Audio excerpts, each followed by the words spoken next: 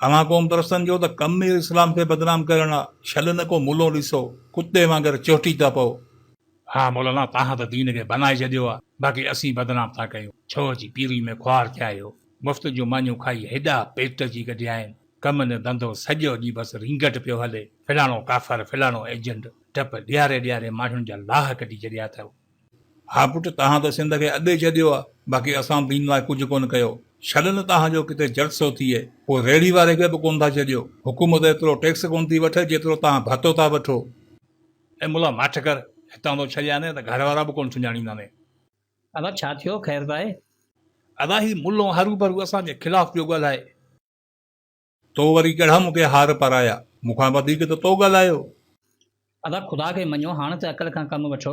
इन्हनि नफ़रतनि में असांजा 73 साल गुज़री विया, असांजा कई नसल तबाह थी विया। इन ई अरसे में दुनिया तरक़ी ऐं ख़ुशहाली जो मंज़िलूं तय कयूं ऐं असां बिन क़ासिम जी मौत ऐं राजा ॾाहिर जी वरसी तां विड़िया पिया आहियूं। छो असां ज़िंदगी जे हर शोबे खे हिक ई नज़र सां ॾिसूं था? छो असां ईअं था सोचूं त सभु असां वांगुरु सोचनि? हर इंसान पंहिंजी सोच जे मुताबिक़ पंहिंजो नज़रियो रखंदो आहे। न हर माण्हू मौलवी थी सघे थो ऐं न ई हर कंहिंखे क़ौम परस्त बणाए सघूं था।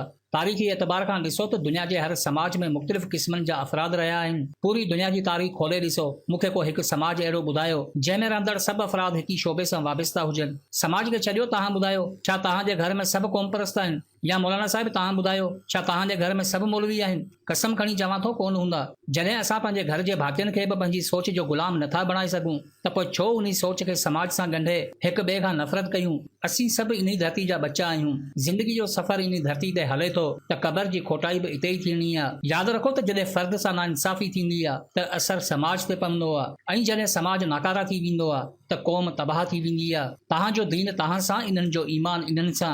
जॾहिं सही ग़लत जो फ़ैसिलो मथे थियणो आहे त पोइ हिते बहस छाजो आहे? वक़्त जी तक़ाज़ाउनि खे सम्झो, नफ़रतनि जे बुनियाद ते क़ौम खे तक़सीम न कयो। ज़ाती ज़िंदगी में हर इंसान आज़ाद हुजे, पर जॾहिं आज़माइश जो वक़्तु अचे त सिर्फ़ु हिकु क़ौम हुजे। असीं मज़बूत तॾहिं आहियूं जॾहिं हिकु आहियूं। इख़्तिलाफ़नि में त अफ़गानी बि असां खां ॾाढा थी वेंदा। अदा ॻाल्हि बिल्कुलु सही कई अथई, पर समाज जी हालत तव्हांजे साम्हूं आहे। अदा हिकिड़ी ॻाल्हि यादि रखो त असां उहो ई कुझु कयूं था जेको असां सोचूं था, उन खां अलावा कुझु करे नथा सघूं। असांजी दुनिया, असांजी ज़िंदगी असांजी सोच ताईं महदूद हूंदी आहे। असां सिर्फ़ु पंहिंजी सोच जे मुताबिक़ ॾिसी सघूं था, उन खां अलावा कुझु ॾिसणु नामुमकिन आहे। मुस्बत सोच बहितर इंसान सां गॾु बहितर समाज जो बुनियाद विझंदी आहे। अॼु असां जंहिं समाज में रहूं था, इहो समाज माज़ी जी सोच जो नतीजो आहे। असां हिन वक़्तु जहिड़ा आहियूं, इन खां मुख़्तलिफ़ थी सघूं था? बिल्कुलु न। असां हमेशा अहिड़ा ई हूंदासीं जहिड़ो असांजो समाज आहे। तारीख़ी लिहाज़ ऐं नफ़्सियाती एतबार खां हर पैदा थींदड़ ॿार पंहिंजे माउ पीउ जो कुझु खूबियूं पाण सां गॾु ज़रूरु खणी ईंदो आहे। हू पंहिंजी ज़िंदगी जा शुरूआती 15 साल अकल ऐं शऊर खां पूरी तरह कमु नथो वठी सघे। लिहाज़ा ॿार माउ पीउ जे उन्हनि कुझु खूबियुनि सां ई ज़िंदगी जे सफ़र जो आगाज़ कंदो आहे, जेकी खूबियूं माउ पीउ जे तरफ़ां ॿार खे वरसे में मिलनि थियूं। उन्हनि खूबियुनि जे बुनियाद ते सोच जी नशोनुमा थींदी आहे ऐं पोइ उहा ई सोच समाज ते असर अंदाज़ थींदी आहे। इल्म दुनिया जी उहा वाहिद शइ आहे जेका उन्हनि खूबियुनि खां हटी करे दिमाग़ खे नई सोच ॾींदी आहे। असांखे जेकी खूबियूं वरसे में मिलियूं, उन सोच ते हली असां अहिड़ो समाज ठाहियो आहे जंहिंमें दुनिया जी हर बुराई उरूज ते आहे। असांजो सभ खां वॾो अलमियो इहो रहियो आहे त हिते मोहबत खां नफ़रत करे नफ़रत खे सलाम कयो वियो आहे, मज़लूम खे अलविदा चई ज़ालिम जो साथ ॾिनो वियो आहे। मुनाफ़िक़त जो मादो अक्सरियत में हुजे त हक़ जी ॻाल्हि गुनाह लॻंदी आहे। ज़ुल्म, नाइंसाफ़ी, नफ़रत, इंतहा पसंदी, इहे सभु एजादूं असांजूं न आहिनि, बल्कि असांखे वरसे में मिलियल आहिनि। छा तव्हां पंहिंजे ईंदड़ नस्ल खे इहो सभु कुझु ॾियणु चाहियो था